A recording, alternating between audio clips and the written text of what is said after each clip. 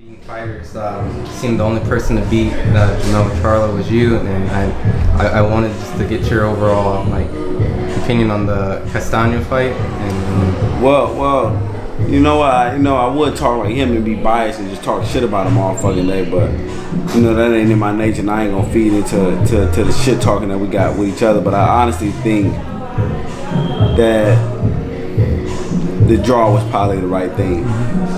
For me though, Castano, it was no way Castano could have lost. It was no way that I could have ever seen a way to say Charlo won that fight. But and the flip side of it, I thought Charlo did a lot of good things to bring Castano down from throwing 900 punches around to throwing evenly square punches with Charlo. And Charlo is like me. We don't really throw a lot of punches, but with the punches that we do throw, we try to make them count. You know what I mean? So for him to neutralize Castano and make Castano go from 900 punches to 550 in a whole fight, I think that's enough to get that man the draw, because that man, you got to give that man some credit for decreasing the work rate of a guy that's super active and throws a lot of punches. So I thought the draw was right.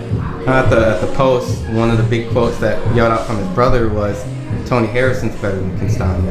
And at that, is that if the rematch or the undisputed fight doesn't happen there, would you be interested to fight Castano? Well, for me, man, I'm at the age, I'm 30, and all the fights for me just gotta make sense. Yep.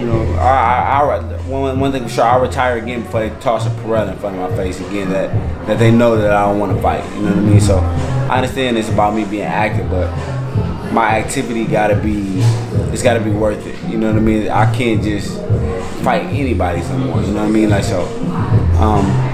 Castano was a name I had before he had the unification. So it's just fights like that mean something to me. You know what I mean? Get me up in the morning. So at this point in time, if I don't get the fight that I want, it's no need for me to be back in it. Ain't no need for me to keep pushing my body and putting it through the pain that boxers take without getting the rewards that I feel like I'm just due. You know what I mean? So.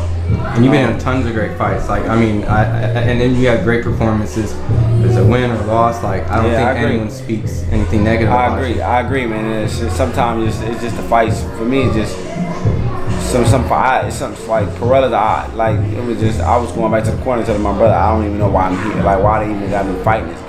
You know what I mean? It's you know what I mean? I'd rather not go through the motions no more. For me, I don't want to go through the motions. I just want to make stuff count and make the biggest fights I can in the sport before I leave. You know what I mean? That's my goal, man. My goal is Castano, J-Rock, Hurd again. You know what I mean? I just want to make the best fight Charlo again. So if I can't do that, then the sport no longer needs me.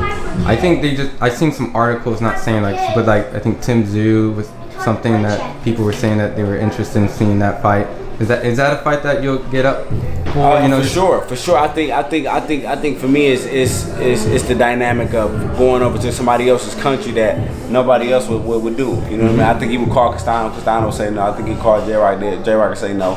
I think nobody wants to fight a guy from Australia in Australia. Yeah. You know what I mean? But for me, it's just wow, I like that kind of shit. You know what I mean? That's gangster. That's gangster. You know, I go from the west side to the east side. I can go to Australia. I can go to there. If I can go cross over from west side to the east side, motherfucker, if y'all ain't never been to the east side before, I can go to Australia and I can live. And I don't even know where I'm going, but I can go over there and live tomorrow.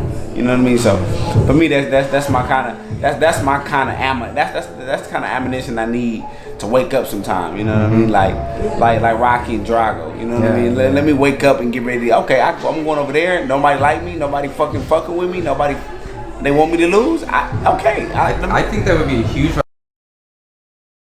Because he obviously has the big stadium kind of atmosphere. Right. You being like I said, the only one to beat Charlo and the former WBC champion, and I think some people will say, okay, he's bringing up Jeff Horn from 147 or other fights. You're a legitimate 154 pounder, son of a legend, Costa Tszyu, and going in touch. Well, the thing is, if I do go over there, I'm going over there because they know what I can do. Absolutely. And the second reason is I'm going over there because they don't know what he can do. You know what I mean? So exactly. So it's just like the unknown. He's the unknown. I'm the known. He's the unknown. Yep. You know what I mean? I became champion. he's looking to become champion, but he hasn't fought anybody of a caliber of a fighter like me. So it's like, damn, let us test this guy out.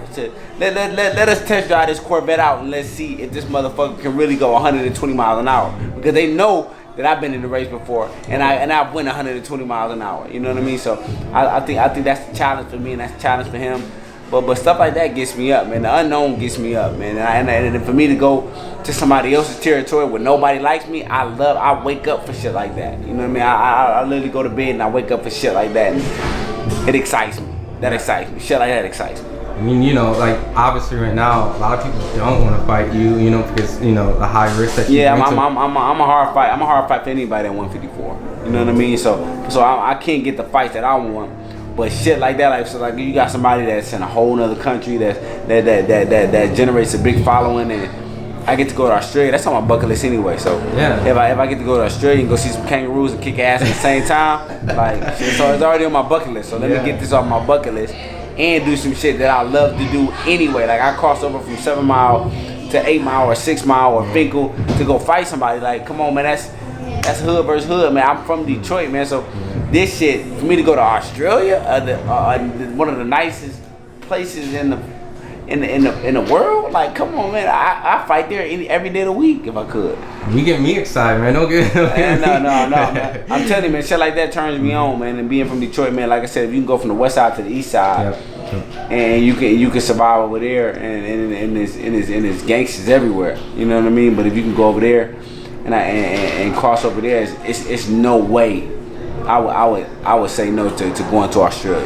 You know what I mean? So, like I said, not only that, but Tszyu was an amazing fighter. So I know his son generates a big buzz over there. Yeah. And I'm looking, like I said, I'm looking to kind of. You would get the credit. I like, you know, there's that son. Like, I know people do the Chavez thing, but I think enough boxing writers and people say like his son is actually a legit fighter, and I think that you would get all the credit. Only time will tell, right? Only time will tell. You know, he fighting Jeff Horns and Dennis Hogan's and all them, like, you know what I mean, which was cool. They tough fighters, you know what I mean, but the caliber fighter, well, you trying to get, you got to go through me. You know what I'm saying? And that's the thing. That's the unknown. Like I want to see. So if all the talks are right and the money's right, and shit, put me on the first class fight to Australia. You know what I'm saying? It's easy. That's the easy sell.